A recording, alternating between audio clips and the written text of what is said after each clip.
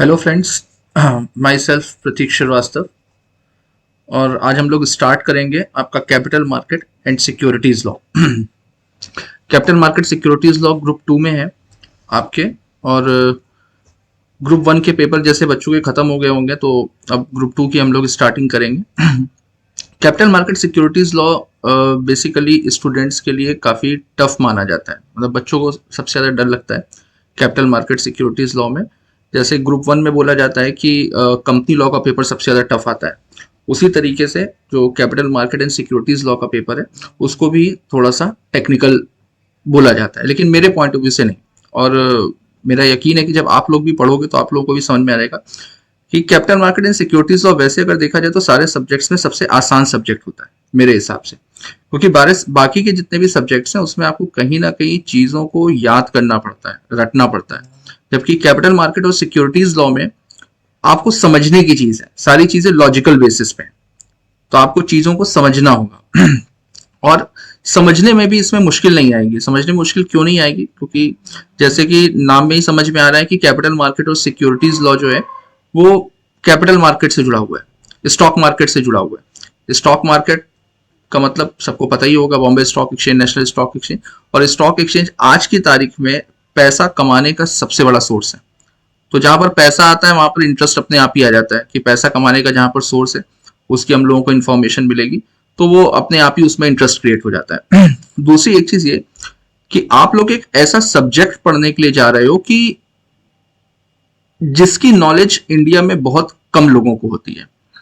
जैसे हम लोग बोलते हैं ना कि इंटेलेक्चुअल्स, इंटेलेक्चुअल्स का मतलब बुद्धिजीवी। तो आप ये मान करके चलिए कि इंडिया में केवल 5% ऐसे लोग हैं जो इंटेलेक्चुअल्स की काउंटिंग में आते हैं।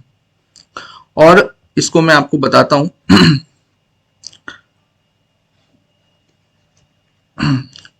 जैसे मान लीजिए कि ये पूरी दुनिया है, ये इंडिया है, दुनिया का तो नहीं लेंगे लेकिन इंडिया का लेंगे।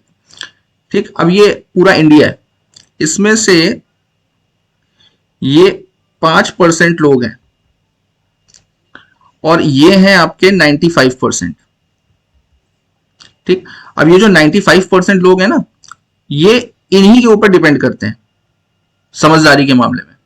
ये 5% ही ऐसे लोग होते हैं जिनको हर एक चीज की नॉलेज है, और जो बाकी के 95% है उनको ऐसा लगता है कि उनको सब कुछ पता है, लेकिन हकीकत में पता नहीं होता। वो पूरी तरीके से डिपेंड करते हैं इन 5% लोगों के ऊपर।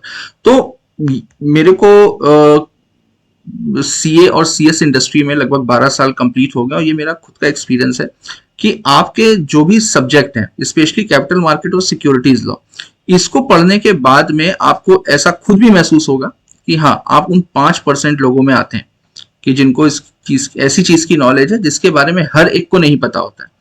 जैसे इंडिया में ज्यादातर केसेस में क्या होता है कि अगर किसी को स्टॉक मार्केट में पैसा लगाना है तो वो कैसे करता है कि हाँ, हमारे पड़ोसी ने बताया कि यार हमने इस कंपनी के शेयर्स खरीदे, तो हमें पता है कि यार वो समझदार है, उसने इस कंपनी के शेयर्स खरीदे तो हमको भी खरीदने चाहिए। तो पता चला उसको देखते हुए हमने उस कंपनी के शेयर्स खरीद दिए, बाद में पता चला कि हमारे पैसे डूब गए। नहीं, प्रॉपर कैलकुलेशन होता है, प्रॉपर स्ट्रेटेजी होती है स्टॉक मार्केट में इन्वेस्ट करने की। तो पूरे कैपिटल मार्केट और सिक्योरिटीज लॉ में हम लोग वही चीज सीखेंगे कि क्या स्ट्रेटेजी होती है, कैसे हम लोगों को स्टॉक मार्केट में किस तरीके से ट्रांजेक्शन्स होते हैं, किन किन बातों का हम लोगों को ध्यान रखना चाहिए। और साथ में हम लोग सिक्योरिटीज लॉ के बारे में भी पढ़ेंगे कि अगर बाई जो सिक्योरिटीज को गवर्न करते हैं जितने भी लॉ, जैसे सिक्योरिटीज SCRA है, securities contract regulation act, SEBI act है, डिपॉजिटरीज एक्ट है, तो बहुत सारे सिक्योरिटीज लॉ हैं। तो वो सिक्योरिटीज लॉ भी हम लोग पढ़ेंगे और साथ में कैपिटल मार्केट का भी हम लोग पार्ट पढ़ेंगे।